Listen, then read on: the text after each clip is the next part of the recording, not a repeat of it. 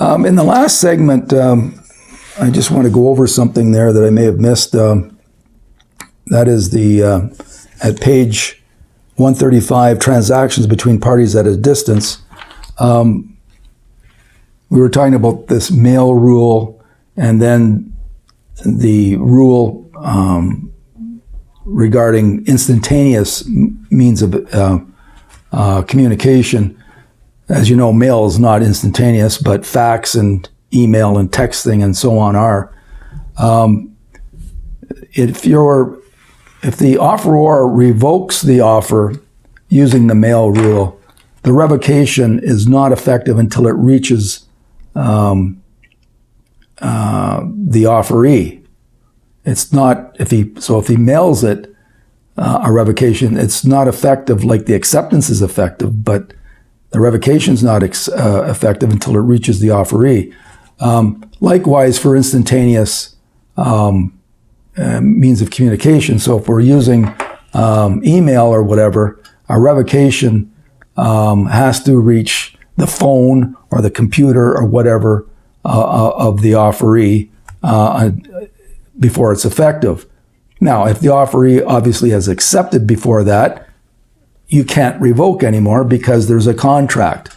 So there can be no, I guess what I want to explain to you is that even if an offeror tries to revoke an offer, if there's been an acceptance before that, the revocation is no good. A contract is formed and the offeror is bound to complete the contract, and so is the offeree. As I indicated at last segment also, that this is important for determining where a contract is made and what jurisdiction. If the mail rule is applied and the letter of acceptance goes in the mail, say in British Columbia, but the offer was by mail in Ontario, then the contract is formed in British Columbia. But if there's instantaneous communication, the acceptance has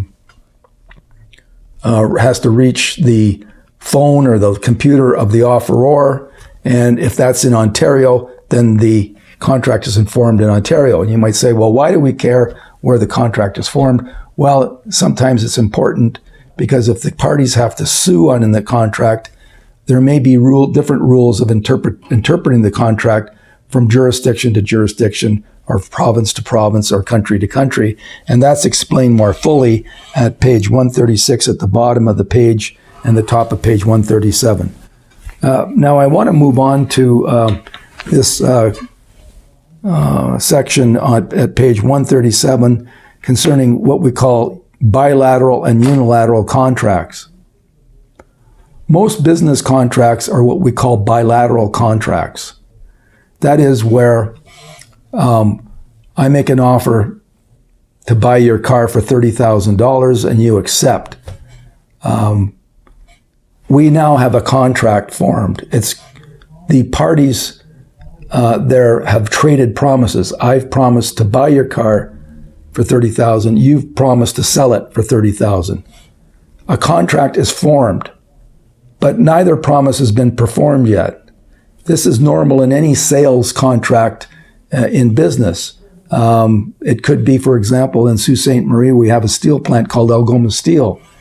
And if you are a buyer of steel and I'm a seller here in Algoma Steel, you may email me and say, I want to buy a coil of steel at a certain price. And I say, okay, I accept. I'll sell it to you. We have a sales contract. The thing is sold at that point, but the steel may not even be made yet, or certainly not delivered, and you haven't paid for it yet. But we're bound in a contract now, and we have to perform. I have to make the steel and send it to you, and you have to pay me. This is where we trade promises again. I promise to sell you. You promise to buy it. That's the bilateral nature of it. Bi meaning two promises. The parties have traded promises. And that's the normal business contract, and is explained more fully at page 137, I'd ask you to read that.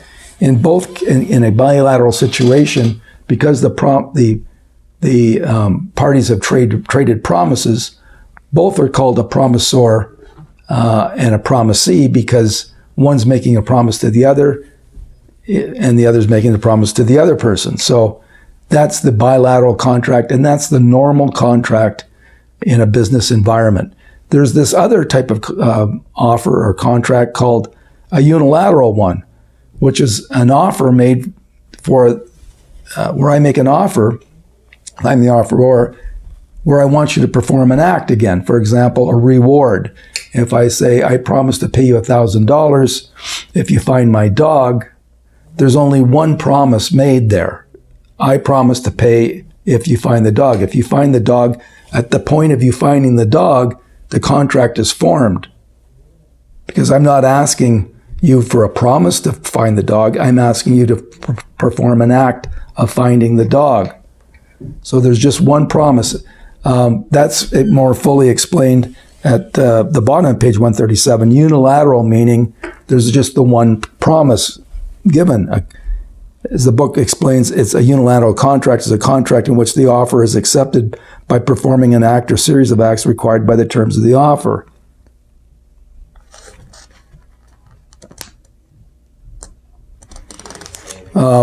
But in a business environment, unilateral contracts are very, very unusual.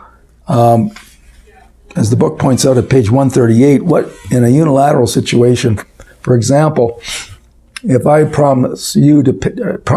make an offer to you rather, to pay you $500 if you swim the river, and you start to swim the river, I can't revoke my offer so far as you're trying to perform the act that I've requested.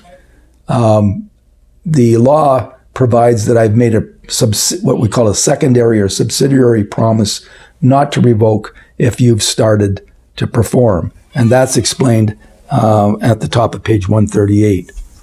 I now want to talk about internet contracts, simply to say this, and I want to remember we talked about the situation where you're a consumer in a store or a customer, and you take the object off the shelf and you bring it to the cashier. You're making the offer. You're the offeror. But I indicated at that time that that's changed around in an internet situation. When you're buying something online, the rule is that the seller is the offeror and the customer is the offeree. That's set out at page 138. The second last paragraph says this. Section 38 of the Ontario Consumer Protection Act states that before a consumer enters into an internet agreement, the supplier shall disclose specific information about, among other things, the total price for the goods or service, the terms of payment, and warranties.